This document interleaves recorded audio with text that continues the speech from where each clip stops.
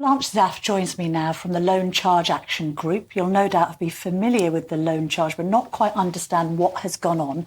Blanche, explain it to us, because we know that this is a sort of David versus Goliath battle against HMRC on behalf of your members.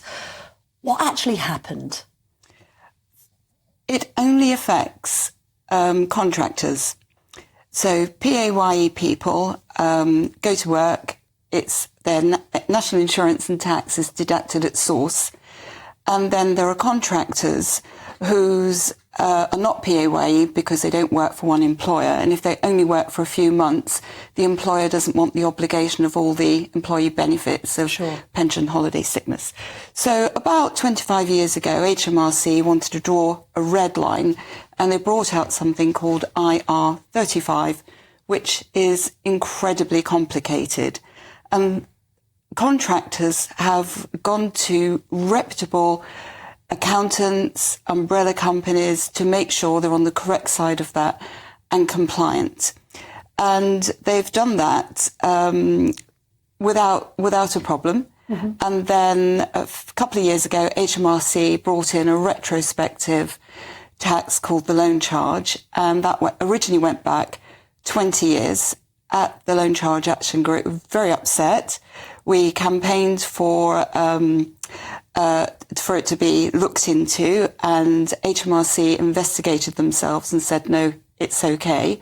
HMRC investigated themselves, which is ringing alarm bells with me, Blanche. But we are talking about some huge sums. So before I came on air, my producer gave me an email that you had sent on in advance of this. One retired couple who have been told that HMRC is demanding £91,000.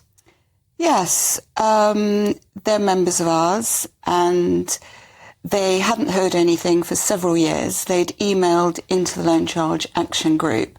The guy said he felt suicidal, so we acted immediately. I called him, I spoke to him, hadn't heard from HMRC for ages, and they want £91,000. Sorry, how does the taxman, stroke woman, expect people, particularly in retirement, to come up with this money?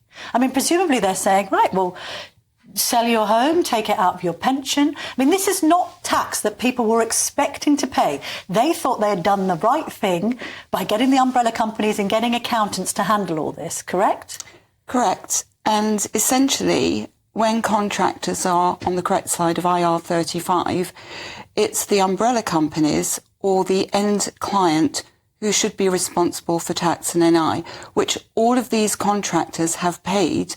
And every single year, the accountants and also the umbrella companies have submitted their annual returns, which have been accepted by HMRC. So HMRC digging its heels in over this, I would assume you have been heavily lobbying government ministers and MPs. What's the kind of reaction from that side of the political fence? Well, originally, it was very difficult to explain to MPs what this was, that this was retrospective. And it is, because you have to be IR35 compliant. HMRC were accepting them, and we had to lobby MPs and educate them on something that we didn't quite understand. And these days, MPs have become smart. They're listening to their constituents. They're reading all the documents from HMRC, which are very lengthy and complicated. And in fact, there's something called an APPG, which basically means... An all-party parliamentary group? Yes. On the loan charge, I presume, which is putting pressure on. I mean, where does the pressure have to go? Is this something that Jeremy Hunt could solve? I don't know. MPs are standing up. There's almost 260 on this group, cross members. Right. Every single party. There are just under 100 Conservatives and just over 70 Labour parliamentarians. There are debates. There are Treasury questions at Treasury. HMRC is not listening. But I will say one thing, because Jessie Norman, who was one of the previous secretaries to HMRC, to the Treasury, actually stood up and said in Parliament he can't go after the umbrellas because they have done nothing wrong. Right. Now, So go after ordinary people instead. yeah, so what I've done is I've copied one of the brochures. Probably can't read it. It's a terrible photocopy. But they all said the same thing. They're...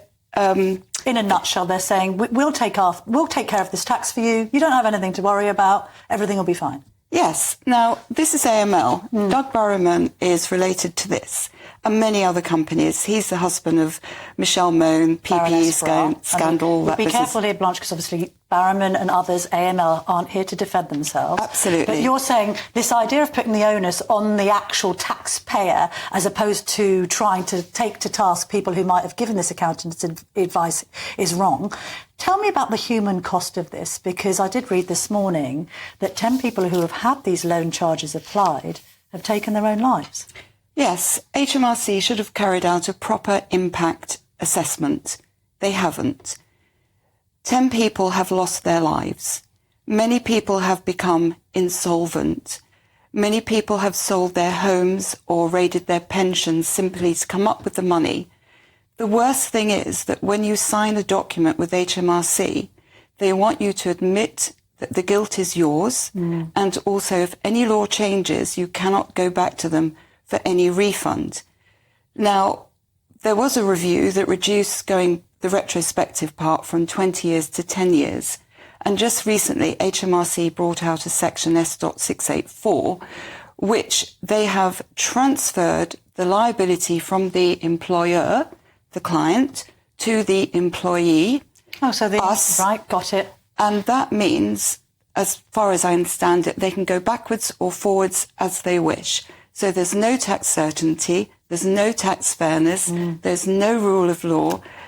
Everybody can submit their tax returns, but there's nothing to stop HMRC. And when you've said to HMRC, look, this is driving some people to consider taking their own lives, we've got retired couples facing 92 grand bills, what's the reaction?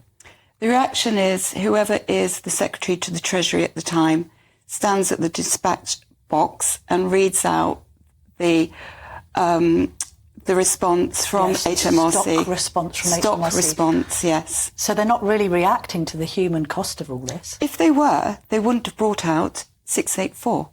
If they were trying to make it easier for the taxpayer, they wouldn't look up a clause. And that clause wasn't even brought out for this reason. They've adapted it. I mean, is this the next post office scandal? Because it sounds to me as if the so-called little men and women are suffering here at the hands of, you know, bad accountancy advice and HMRC using a sledgehammer to crack a nut. It wasn't bad advice. It was legal at the time. Yeah, legally. It's because the law is retrospective. Changed. They've changed the rules. goalposts have shifted and people have been caught in the middle. And the little people include teachers, Yes. airline pilots, hospital staff, every walk of life. Blanche, thank you very much indeed for that. And I know that people can reach out to your group, can't they? They can email contact@hmrcloancharge.info. We'll put that on the website on GB News to get more information if they've been affected by this.